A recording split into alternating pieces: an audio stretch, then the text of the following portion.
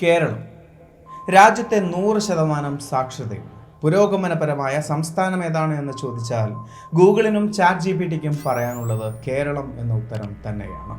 എന്നാൽ ഈ കഴിഞ്ഞ ദിവസങ്ങളിൽ ഞാൻ ഏറ്റവും കൂടുതൽ ഈ സ്റ്റേറ്റ്മെൻറ്റ് വായിച്ചിട്ടുള്ളത് കാർത്തിക് സൂര്യ എന്ന ഇൻഫ്ലുവൻസറുടെ ചില വീഡിയോകൾക്ക് താഴെയാണ്.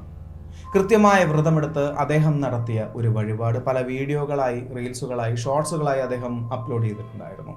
ആ വീഡിയോക്കെല്ലാം താഴെ സാക്ഷര കേരളമേ, അല്ല അത് അങ്ങനെയല്ല ഉച്ചരിക്കേണ്ടത്, ചാച്ചര കേരളമേ എന്നായിരുന്നു കമൻറ്റുകൾ കണ്ടിരുന്നത്. ഈ കാവടിയാട്ടത്തിനും ശൂലം കുത്തലിനും കേരളത്തിൻ്റെ സാക്ഷരതയ്ക്കും തമ്മിൽ എന്താണ് ബന്ധം? വിശ്വാസത്തിൻ്റെയും അന്ധവിശ്വാസത്തിൻ്റെയും ഇടയിലുള്ള ആ നേർത്ത വരയുടെ പേരാണോ സാക്ഷരത? കയറിപ്പോരും ചങ്ങായിമാരെ ബേപ്പൂർ സുൽത്താന്റെ ദുനിയാവിലേക്ക്.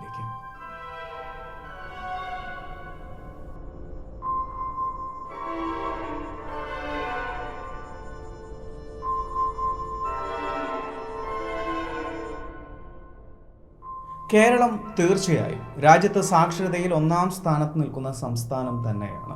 ഈ ഒരു വരി ഓർത്തു വെക്കണം, കാരണം ഈ ഒരു വീഡിയോയുടെ അവസാനം ഇത് നമുക്ക് ആവശ്യമായി വരും.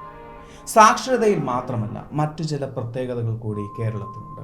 ഒരുപാട് പാരമ്പര്യമുള്ള ഒരു നാട് കൂടിയാണ് കേരളം. അതായത് ലോകത്തിന് മുമ്പിൽ പ്രദർശിപ്പിക്കാൻ തക്ക ഭംഗിയുള്ള സംസ്കാരം അവകാശപ്പെടുന്ന ചില നാടുകളിൽ ഒന്നാണ് കേരളം.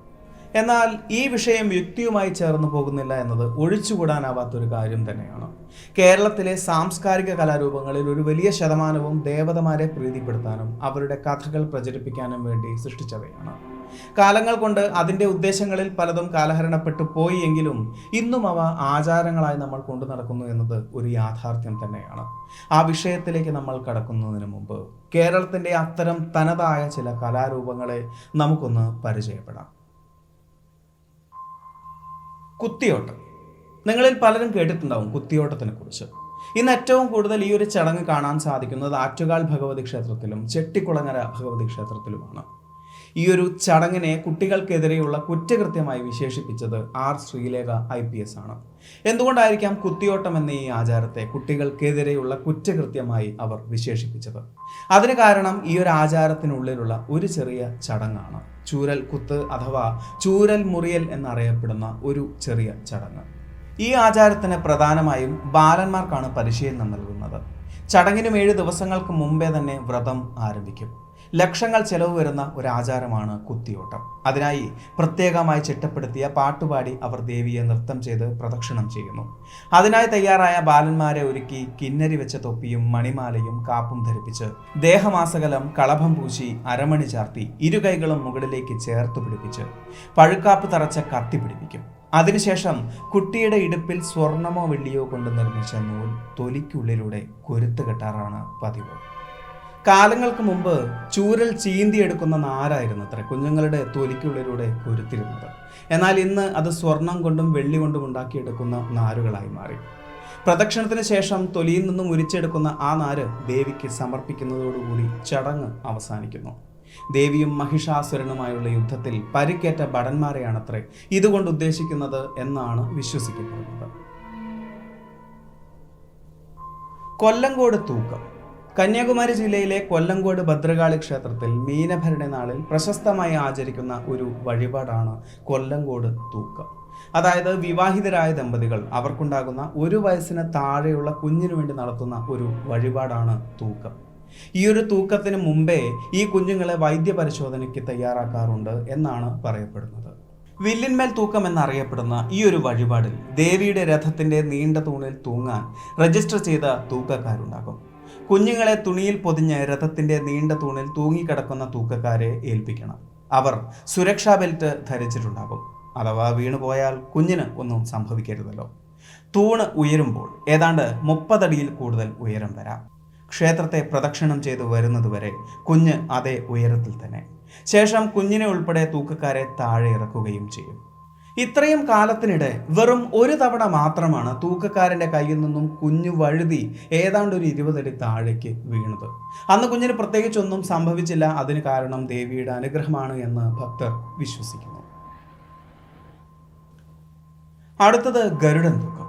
ഒരുപക്ഷെ വളരെ പ്രശസ്തമായ ഈ ഒരു ആചാരം കേരളത്തിലെ പല ജില്ലകളിലും കാണാൻ സാധിക്കും, പ്രത്യേകിച്ചും തെക്കൻ ജില്ലകളിൽ. വൈക്കം വടയാറിലെ ഗരുഡൻ തൂക്കമാണ് കൂട്ടത്തിൽ ഏറ്റവും പ്രശസ്തമായിട്ടുള്ളത്. ഭക്തരുടെ മുതുകിലെ മാംസത്തിൽ കൊളുത്തുകൾ കൊണ്ട് കൊളുത്തി ഒരു തണ്ടിൽ തൂക്കിയിടുന്നു. അതിനുശേഷം ക്ഷേത്രത്തെ പ്രദക്ഷിണം ചെയ്യുന്നു.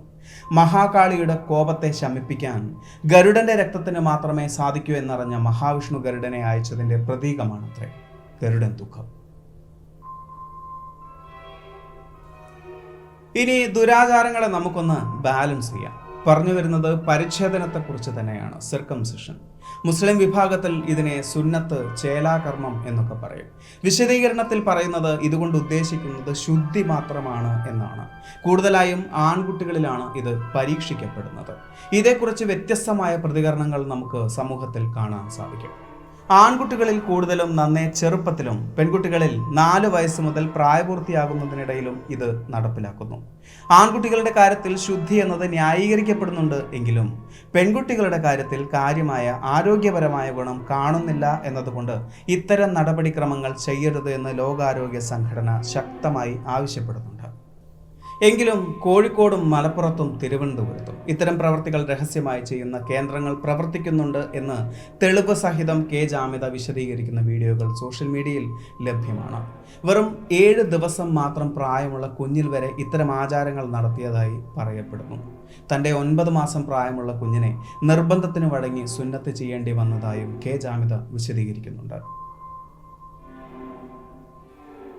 ശരിയാണ്, ദൈവത്തോടോ മതത്തോടോ ഭക്തി നിറഞ്ഞ മനസ്സോടുകൂടി ചിന്തിച്ചാൽ ഈ പറഞ്ഞതിലൊന്നും നിങ്ങൾക്ക് തെറ്റ് കണ്ടെത്താൻ സാധിക്കില്ല.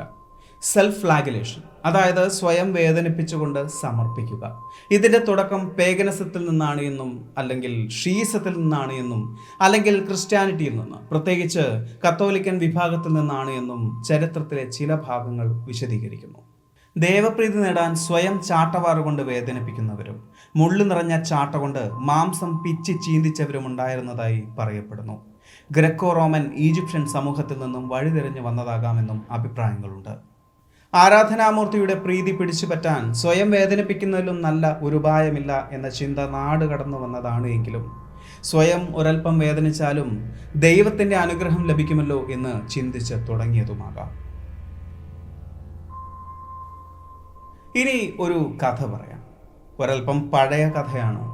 ഒരിക്കൽ അഗസ്ത്യമുനി മഹാദേവനെ കാണാനായി കൈലാസത്തിലേക്ക് എത്തി. കുറേ നേരം കുശലം പറഞ്ഞ ശേഷം തിരികെ പോരുമ്പോൾ ഭഗവാൻ ചോദിച്ചു, എന്താണ് വേണ്ടത് എന്ന്. അതിന് മറുപടിയായി അഗസ്ത്യമുനി പറഞ്ഞു, എനിക്ക് ഇവിടെ നിന്നും 2 പർവ്വതങ്ങൾ കൂടെ കൊണ്ടുപോകണം എന്ന്. ഒന്ന് ചിരിച്ചുകൊണ്ട് മഹാദേവൻ തൻ്റെ ഭൂതഗണങ്ങളിൽ ഒരാളായ ഹിഡുംബനെ വിളിച്ചു.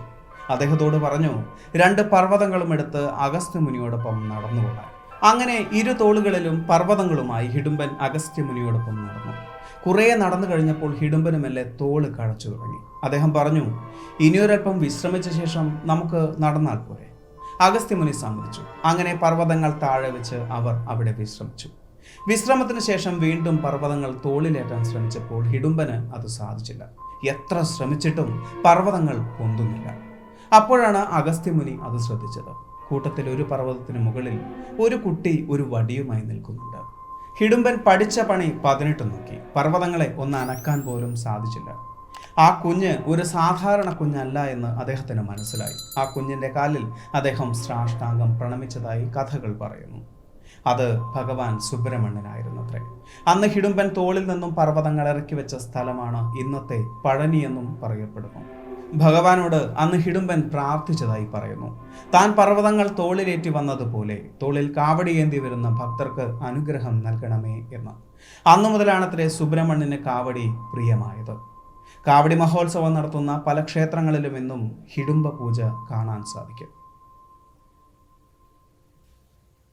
മകരമാസത്തിലെ തൈപ്പൂയത്തിനാണ് സാധാരണയായി കാവടിയാട്ടം കാണാൻ സാധിക്കുക. കാവടിയാട്ടം എന്നത് ഒരു ആചാരത്തെക്കാൾ ഉപരി ഒരു ക്ഷേത്രകലയായാണ് കണക്കാക്കപ്പെട്ടിരുന്നത്. എന്നാൽ ഇന്ന് ഏറ്റവും കൂടുതൽ കാണാൻ സാധിക്കുന്നത് കാവടി എടുപ്പാണ്. അതുകൊണ്ട് തന്നെയാണ് അതിനെ ഒരു ആചാരമായി കണക്കാക്കുന്നതും. 41 ദിവസത്തെ കഠിനമായ വ്രതത്തിന് ശേഷമാണ് ഒരു ഭക്തൻ കാവടി എടുക്കുന്നത്. ആ വ്രതത്തിൽ എന്തെങ്കിലും ഒരു തകരാറ് സംഭവിച്ചാൽ ആ കാവടിക്കുള്ളിലെ ദ്രവ്യങ്ങൾ കേടുവരും എന്നതൊക്കെയാണ് വിശ്വാസം. ഏതാണ്ട് ശബരിമലയ്ക്ക് മാലയിടും പോലെ താടിയും മുടിയും നഖവും ഒന്നും വെട്ടാതെയുള്ള കഠിനമായ വ്രതം. ആ വ്രതത്തിനിടയ്ക്ക് എപ്പോഴെങ്കിലും മുടിയിൽ ജട വന്നാൽ അത് മുരുകന്റെ അനുഗ്രഹം കൊണ്ട് സംഭവിക്കുന്നതാണ് എന്ന് വിശ്വസിക്കുന്ന ഭക്തന്മാരും ഇന്ന് നമുക്കിടയിലുണ്ട്. കാവടി എന്നത് വെറുതെ ഒരു ആചാരമായി കാണുന്നില്ല എന്ന് പറയുന്നതിന് ചില കാരണങ്ങളുണ്ട്. പ്രധാനമായും 5 ഭാഗങ്ങളാണ് കാവടികളിൽ കാണുന്നത്. ഒന്നാമത്തെ ഭാഗം കാവടിക്കാൽ. പ്ലാവ്, ഈട്ടി, തേക്ക് എന്നീ തടികളിൽ തീർത്ത് വർഷങ്ങളോളം ഒരു നിധി പോലെ സൂക്ഷിച്ചു പോരുന്ന ഭാഗമാണ് ഇത്. രണ്ടാമത്തെ ഭാഗമാണ് ചെണ്ട്. പൂക്കളുടെ ആകൃതിയിൽ വർണ്ണക്കടലാസുകൾ കൊണ്ട് നിർമ്മിച്ചെടുക്കുന്ന ഒരു ഭാഗം. ഇതിനെ കേന്ദ്രീകരിച്ച് പ്രവർത്തിക്കുന്ന ഒരുപാട് കലാകാരന്മാർ കേരളത്തിലുണ്ട്. മൂന്നാമത്തെ ഭാഗമാണ് കവാടം. കട്ടിയുള്ള കാർഡ്ബോർഡുകൾ കമാനാകൃതിയിൽ വളച്ച് ഇതിൻ്റെ 2 ഭാഗങ്ങളും കാവടിക്കാലിൽ ബന്ധിക്കുന്നു. നാലാമത്തെ ഭാഗം മയിൽപ്പീലിയാണ്. അത് ഭഗവാന്റെ വാഹനമായ മയിലിനെ സൂചിപ്പിക്കുന്നു. 5-ാമത്തെ ഭാഗം കാവടിയിൽ അടങ്ങുന്ന ദ്രവ്യങ്ങളാണ്. പാല്, എണ്ണ, ഭസ്മം, ശർക്കര, തേൻ എന്നിവ ഭഗവാന് സമർപ്പിക്കാനായി കൊണ്ടുപോകുന്നു. ഇവയാണ് ദ്രവ്യങ്ങൾ. അത് ചോർന്നു പോവാതെ അതീവ സൂക്ഷ്മതയോടുകൂടിയാണ് കാവടി ആടുന്നത്. എന്നാൽ ഇതോടൊപ്പം ചിലർ നാവിലും കവിളിലും ശൂലം തറയ്ക്കുന്നത് കാണാൻ സാധിക്കും. അതിന് പിന്നിലെ ഐതിഹ്യം എന്തായിരിക്കും? വേലുകുത്തൽ അഥവാ ശൂലം കുത്തൽ എന്നത് കാവടിയാട്ടത്തിന്റെ ഭാഗമായിരുന്നില്ല എന്നാണ് കേരള കലകളുടെ ചരിത്രത്തിലൂടെ മനസ്സിലാക്കാൻ സാധിക്കുന്നത്. നേരത്തെ വിശദീകരിച്ചതുപോലെ നാട് കടന്നു വന്ന ചില വിശ്വാസങ്ങൾ അനുഗ്രഹം നേടുന്നത് എളുപ്പമാക്കാനായി കൂട്ടിച്ചേർത്തതാകാം എന്നൊരു വാദം കൂടിയുണ്ട്. ചില തെയ്യങ്ങളും തിറകളും കനലാട്ടം നടത്തുന്നത് നമ്മൾ കണ്ടിട്ടുണ്ട്. ഏതാണ്ട് അതുപോലെ തന്നെ ഇവിടെയും കാവടി എടുക്കുന്നവരെ കൊണ്ട് കനലാട്ടം നടത്തിക്കുന്നതും കാണാൻ സാധിക്കും. എന്നാൽ ചരിത്രമനുസരിച്ച് ഈ പറഞ്ഞതൊന്നും കാവടിയാട്ടം എന്ന കലയുടെ ഭാഗമല്ല. ഇടയ്ക്കൊക്കെ നമ്മൾ ചിന്തിക്കാറില്ലേ, മനുഷ്യന്റെ ചോര വീണാൽ മാത്രം, അല്ലെങ്കിൽ മനുഷ്യന്റെ ശരീരം വേദനയായാൽ മാത്രം, അല്ലെങ്കിൽ മനുഷ്യന്റെ ശരീരം പൊള്ളിയാൽ മാത്രം അനുഗ്രഹിക്കുന്ന ദൈവത്തിന്റെ മനസ്സ് എത്ര നീചമായിരിക്കും എന്ന്. യഥാർത്ഥത്തിൽ ഈ ചോരയിൽ ദൈവത്തിന് പങ്കില്ല. അദ്ദേഹം ഇത് അറിയുന്നു പോലും ഉണ്ടാവില്ല. ശാസ്ത്രമനുസരിച്ച് ഈ വേദന അനുഭവിക്കുന്ന മനുഷ്യൻ പോലും ഇതറിയുന്നില്ല എന്നതാണ് യാഥാർത്ഥ്യം. ചെണ്ട, നാദസ്വരം, പമ്പമേളം തുടങ്ങിയ അസുരവാദ്യങ്ങളുടെ ശബ്ദവും ഭക്തിസാന്ദ്രമായ സാഹചര്യവും കൂട്ടത്തോടെയുള്ള ആർപ്പുവിളികളുമെല്ലാം മനുഷ്യരിൽ ചില മാറ്റങ്ങൾ ഉണ്ടാക്കും. അതോടൊപ്പം അതിയായ വേദന കൂടെ ചേരുമ്പോൾ ശരീരത്തിൽ റിലീസ് ചെയ്യുന്ന എൻഡോർഫിൻസ് നമ്മുടെ മനസ്സിനെ മറ്റൊരു തലത്തിലേക്ക് എത്തിക്കുകയും അതുവഴി വേദനയെ തിരിച്ചറിയാൻ സാധിക്കാതെയാക്കുകയും ചെയ്യുന്നു. ഒരു തരത്തിൽ ഈ ഒരു അവസ്ഥയെ സാഡോ മസോക്കിസം എന്നാണ് വിശദീകരിക്കപ്പെടുന്നത്. അതായത് ചില പ്രത്യേക സാഹചര്യങ്ങളിൽ, അതായത് സെക്ഷൽ റിലേഷൻസിലൊക്കെ എക്സ്ട്രീം വേദന അനുഭവിക്കുമ്പോഴും നമുക്ക് അതിനെ എക്സ്ട്രീം പ്ലഷറായി കൺവേർട്ട് ചെയ്യാൻ സാധിക്കും. ഈ ഒരു അവസ്ഥയാണ് സാഡോ മസോക്കിസം എന്ന് പറയുന്നത്. സാഡിസം എന്താണ് എന്ന് നമുക്കറിയാം. വേദനിപ്പിക്കുന്നതിലൂടെ സന്തോഷം നേടുന്ന അവസ്ഥയെയാണ് സാഡിസം എന്ന് പറയുന്നത്. മസോക്കിസം എന്നാൽ വേദന സ്വീകരിക്കുന്നതിലൂടെ സന്തോഷം അനുഭവിക്കുന്ന അവസ്ഥ. അതാണ് സാഡോ മസോക്കിസം. എല്ലാവരിലും ഇത് ഒരുപോലെ ആയിക്കൊള്ളണം എന്നില്ല. പ്രത്യേകിച്ച് ഒരാളിലേക്ക് നമ്മൾ ഇത്തരം ആചാരങ്ങൾ അടിച്ചേൽപ്പിക്കുമ്പോൾ, സ്വന്തം ഇഷ്ടത്തോടുകൂടി ഇത്തരം ആചാരങ്ങൾ ഒരാൾ ചെയ്യുമ്പോൾ അയാളിൽ ചിലപ്പോൾ വേദനയുണ്ടാവില്ല. കാരണം സാഡോ മസോക്കിസം. എന്നാൽ ഒരു കുഞ്ഞിലേക്ക് നമ്മളിത് അടിച്ചേൽപ്പിക്കുമ്പോൾ അവിടെ ഭക്തി എന്ന വികാരത്തേക്കാൾ കൂടുതൽ പ്രതിഫലിക്കുന്നത് ക്രൂരത എന്ന വികാരമാണ്. ഇനി വിഷയത്തിലേക്ക് വരാം.